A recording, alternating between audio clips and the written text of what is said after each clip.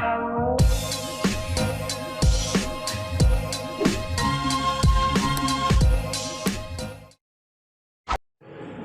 morning everybody, how are you? Just friend. Good morning everybody, how are you? Just friend.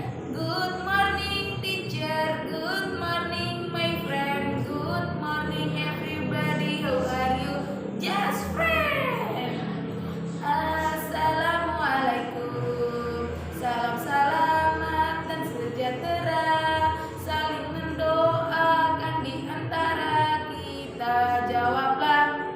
Waalaikumsalam. Assalamualaikum warahmatullahi wabarakatuh. Halo, selamat pagi anak-anak. Apa kabar hari ini? Alhamdulillah. Nah, kalau ibu tanya apa kabar hari ini, kalian menjawab alhamdulillah, luar biasa, Allahu Akbar, yes, yes, yes. Oke, mari kita ulangi. Apa kabar hari ini? Alhamdulillah, luar biasa, Allahu Akbar, yes, yes, yes. Tepuk tangan buat kita semua. Nah, anak-anak, sebelum kita memulai pelajaran, kita harus belajar hidup bersih. Coba dicek dulu di kolong mejanya ada sampah atau enggak. Di bawah mejanya, di kursinya, ayo di lantai-lantai sekitarnya. Aldo, itu permen karetnya diambil, dibuang ke tong sampah ya. Oke, bagus, anak pintar. Nah, kenapa kita memperhatikan kebersihan? Karena supaya kita belajarnya terasa nyaman dan tenang. Nah, anak-anak, sebelum kita memulai pelajaran, alangkah baiknya kita berdoa terlebih dahulu yang akan dipimpin langsung oleh ibu sendiri. Nah, ayo dilipat tangannya, ditundukkan kepalanya ke bawah, berdoa mulai. Bismillahirrahmanirrahim. Rabbi zidni ilman warzuqni fahman waj'alni minas sholihin. Amin. Berdoa selesai. Nah, sebelum memasuki pelajaran utama, kita harus tepuk semangat dulu biar tambah semangat. Ada yang tahu tepuk semangat? Ya, belum ada yang tahu, berarti kita harus belajar. Ikuti ibu ya. Tepuk semangat. Semangat.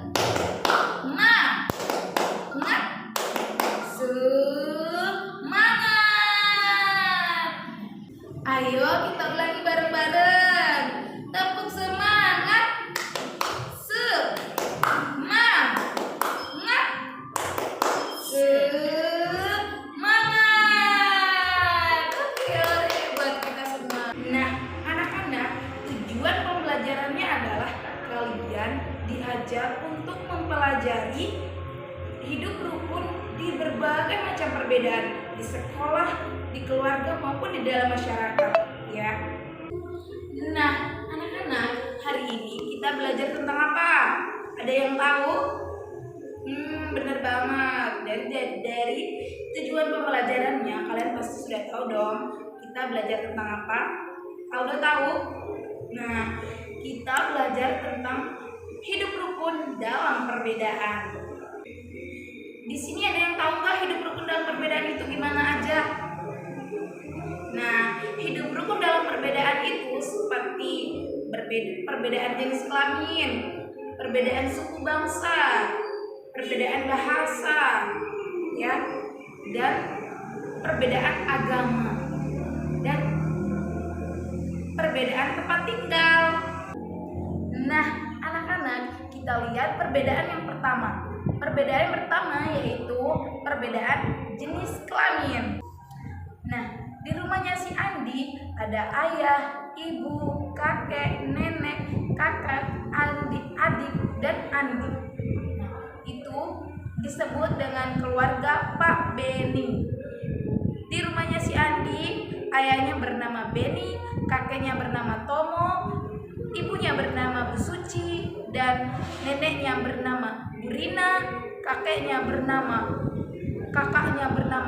Rini, adiknya bernama Putri, dan dia bernama Andi. Anak-anak, kita tahu jenis kelamin itu ada berapa? Ada 2. Apa aja? Perempuan, ya perempuan, dan ya laki-laki. Jadi jenis kelamin itu ada 2, perempuan dan laki-laki. Keluarganya Pak Benny ada laki-laki dan perempuan. Ada perempuan dan laki-laki ini dibagi tugas, punya tugasnya masing-masing. Karena Pak Benny bertugas mencari nafkah karena beliau adalah kepala rumah tangga.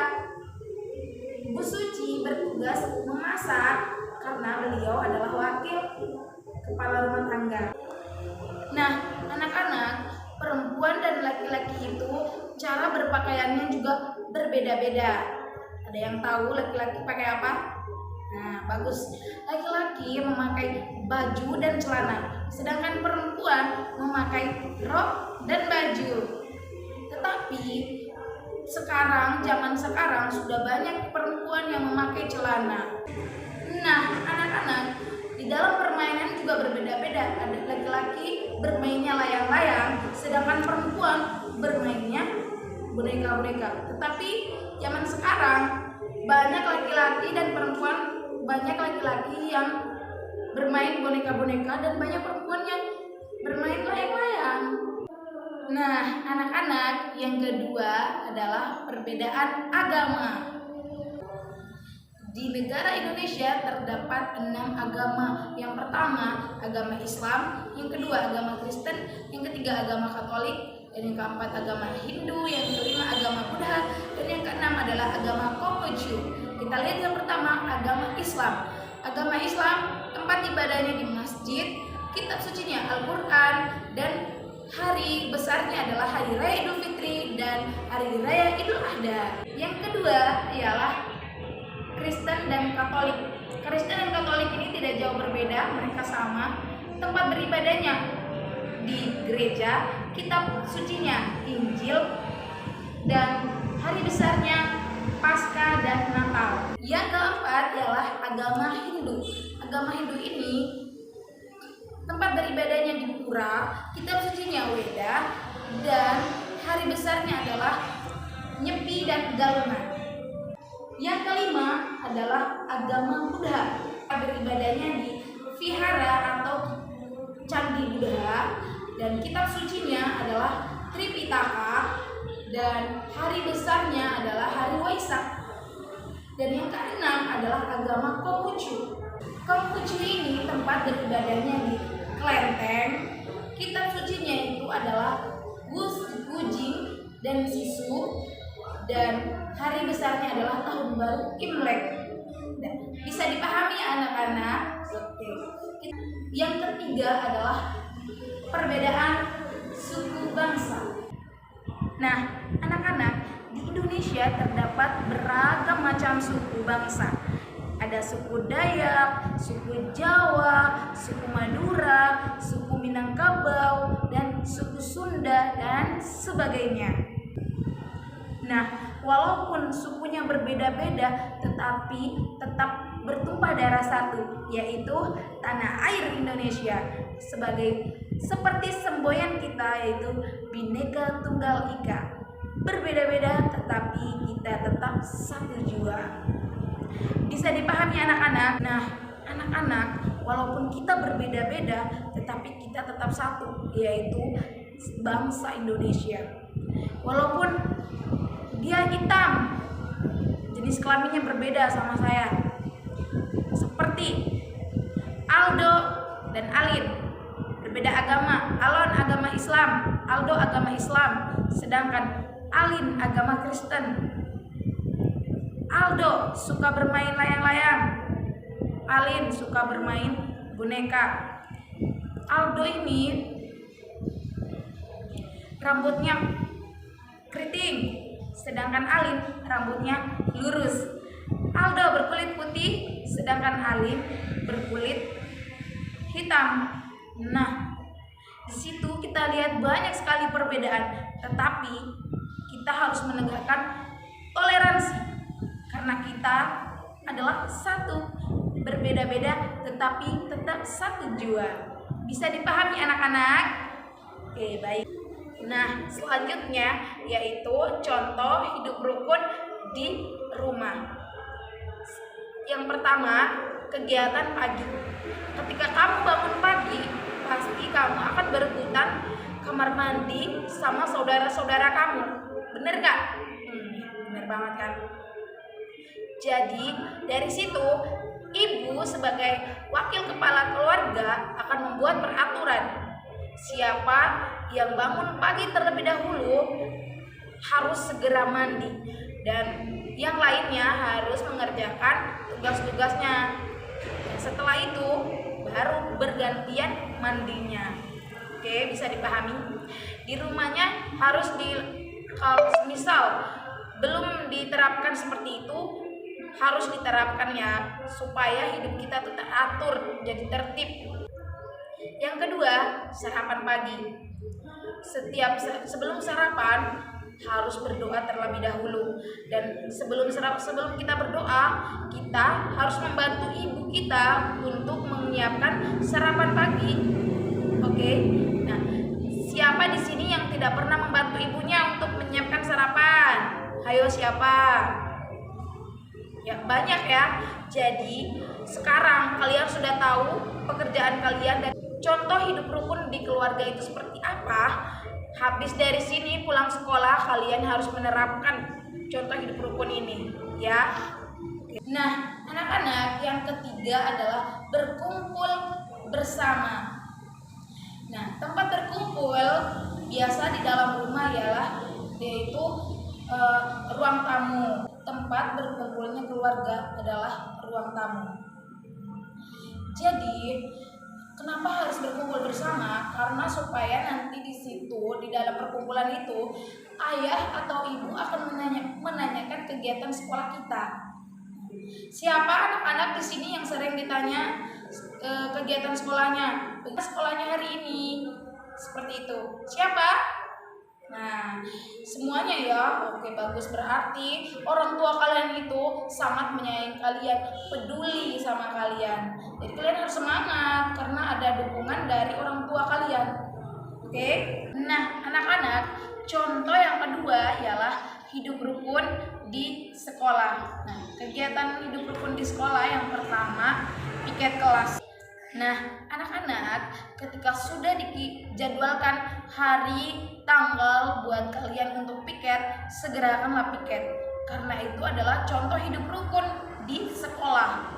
Di sini siapa yang tidak pernah piket kelasnya? Piket semua ya, berarti kalian adalah sudah mencerminkan hidup rukun di sekolah. Rajin-rajin ya anak-anak semuanya. Nah, anak-anak, selanjutnya kita lihat hidup rukun di rumah dan di sekolah. Kita lihat yang pertama, hidup rukun di rumah. Contoh hidup rukun di rumah ini adalah seperti ini. Di samping saya ada gambar pensil warna. Nah, anak-anak, yang pertama kita lihat di sini adalah masalah pensil warna. Di sini ada Andi dan Rini. Rini mempunyai pensil warna. Ketika Rini ingin menggambar, dia mencari pensil warnanya tidak ada di tempat yang dia simpan. Ternyata pensil warnanya diambil sama adiknya, si Andi. Nah, Andi ini meminjam pensil warnanya si Rini, tetapi dia tidak bilang terlebih dahulu. Maka di situ dia dinasihati sama kakaknya si Rini ini untuk lain kali jika mau meminjam sesuatu atau mengambil sesuatu harus bilang terlebih dahulu. Nah, contoh hidup rukun juga seperti itu.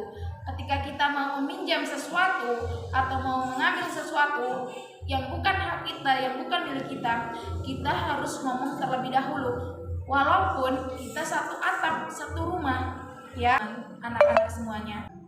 Yang kedua ialah membantu orang tua. Di dalam keluarga pasti sudah diberi tugasnya masing-masing. Kakak membantu ibu di dapur atau memasak, sedangkan adik menyapu, mengepel di dalam rumah. Ya. Jadi itu supaya meringankan meringankan pekerjaan orang tua. Ya, di sini siapa yang sering membantu orang tuanya di rumah? Nah, bagus, pintar sekali ya kamu. Rajin, harus seperti itu. Karena membantu orang tua adalah cerminan hidup rukun di rumah. Nah, yang ketiga adalah berlaku adil. Adil tidak mesti harus sama. Ya, karena berlaku adil, semisal contohnya Tony ini anak kuliah. Tony mempunyai adiknya satu bernama Putri. Putri ini kelas 3 MTS dan adiknya satu lagi bernama Reza. Reza ini masih di bangku SD kelas 1. Dan kalau semisal bapaknya si Tommy ini memberikan uang jajan, berarti yang paling banyak adalah uang jajannya Tommy karena dia paling gede sekolahnya, tingkatannya. Semisal Tommy 10.000, Rini 5.000 dan Reza 2.000. Nah, itu adalah berlaku adil. Nah, adil itu kan tidak harus sama. Seperti itu contoh yang tadi saya jelaskan. Bisa dipahami anak-anak semuanya? Apa di rumah kalian ada yang seperti ini? Memperlakukan adil yang tidak harus sama? Nah, banyak ya. Nah, adil yang tidak harus sama ini tuh contoh adil yang seadil-adilnya. Bukan semisal orang tua lebih menyayangi anak pertama atau anak yang lebih gede, bukan. Pasti ada rasa iri dong di anak keduanya, anak ketiganya pasti ngiri. Anak pertama dapatnya lebih banyak, anak keduanya lebih sedikit, anak ketiga apalagi. Nah, kalian harus tahu nih, adil itu tidak harus sama. Jadi seperti yang tadi Ibu jelaskan, bisa dipahami ya anak-anak. Nah, anak-anak, yang kedua adalah hidup rukun di sekolah. Kita lihat yang pertama adalah upacara bendera. Setiap hari Senin pasti dong di sekolah manapun akan diadakan upacara bendera. Wajib bagi murid dan guru untuk mengikuti upacara bendera tersebut. Di sini siapa yang jarang mengikuti upacara bendera atau tidak pernah? Siapa ayo? Mengikuti semua ya di sini. Berarti di sini adalah siswa yang disiplin. Nah, karena kita mengikuti upacara bendera, kita akan mendapatkan kedisiplinan, mendapatkan kesatuan dan persatuan. Manfaatnya seperti itu ya anak-anak. Yang kedua ialah membantu teman yang membutuhkan. Seperti ketika kita sedang ujian, ada teman yang tidak membawa penghapus, maka kita harus meminjamkan penghapus kita yang lebih atau satu berdua buat teman sama kita ya. Nah, itu juga mencerminkan hidup rukun di sekolah. Jadi kita harus menerapkan sikap seperti itu. Di sini siapa yang sering meminjamkan pulpen, penghapus ke teman sebangkunya? Wih, banyak ya. Nah, berarti kalian sudah menerapkan hidup rukun di sekolah. Nah, anak-anak, itu adalah materi tentang hidup rukun dalam perbedaan. Nah, sesudah kita mempelajari semuanya, pasti ada manfaatnya dong. Nah, banyak sekali manfaat-manfaat hidup rukun dalam perbedaan. Yang pertama, terciptanya keharmonisan bersama. Karena kita sudah saling menghargai, saling toleransi, maka di kebersamaan kita tersebut akan ada timbul keharmonisan. Nah, dengan adanya hidup rukun dalam perbedaan, kita juga bisa saling tolong menolong, saling gotong royong, saling membantu, dan bisa mempereratkan kekuatan. Ketika kita ada kegiatan atau apapun, kita akan bersatu walaupun kita berbeda, kita akan bersatu untuk mengerjakan sesuatu. Nah, seperti gotong royong, seperti itu. Dan yang kedua, menciptakan perdamaian. Ketika kita sudah bersama, pasti dong ada rasa kedamaian walaupun kita berbeda. Tetapi kita sudah bersama, kita sudah bersatu, pasti ada rasa kedamaian timbul di hati kita. Dan akan menimbulkan komunikasi yang baik. Dan hidup kita akan selalu makmur. Dan hidup kita pun juga penuh dengan ketenangan. Karena kita tidak saling membenci dan tidak saling mengunjing, ya. Nah, anak-anak, di sini juga ada nilai-nilai yang tercipta dalam hidup rukun. Yang pertama, kebersamaan, ya. Tadinya kita tidak mengenal, akhirnya jadi mengenal, walaupun kita berbeda, tapi tetap kita selalu bersatu dan bersama. Yang kedua, akan mempererat kekuatan kita. Dan yang ketiga adalah toleransi yang tinggi. Kita memegang perbedaan, kita saling berbeda, saling menghargai, dan toleransi yang tinggi. Dan yang terakhir adalah asa, asi, dan asuh. Asa artinya mendidik, asuh artinya menyayangi, dan asi artinya membina. Oke anak-anak, jadi hari ini kita cukup sekian dulu pembelajarannya. Sebelum kita mengakhiri, Ibu akan mengasihkan kalian pekerjaan rumah supaya setelah pulang dari sini kalian bisa belajar di dalam rumah. Oke? Nah, kalian silakan buka buku dan catat baik-baik. Nomor yang pertama yaitu apa arti dari semboyan Bhinneka Tunggal Ika? Sudah? Yang kedua, sebutkan 5 agama resmi yang ada di Indonesia. Dan yang ketiga, sebutkan 5 suku bangsa negara Indonesia. Oke, sudah semua? Nah, PR-nya dikumpulkan di pekan berikutnya ya, anak-anak. Oke. Nah, semoga kalian mendapatkan manfaat yang banyak, dan pesan Ibu untuk kalian setelah belajar dari sini, setelah pulang dari sini, kalian harus menerapkan hidup rukun dalam perbedaan. Yang tadi kita sudah belajari di rumah seperti apa, di sekolah seperti apa, kalian harus pulang dari sini langsung menerapkannya. Membantu orang tua, bersikap baik sesama teman, menghargai, toleransi yang tinggi itu sesama teman yang berbeda agama, berbeda jenis kelamin, berbeda tempat tinggal, berbeda semuanya. Ya, cukup sekian dari saya. Wabillahi taufiq wal hidayah.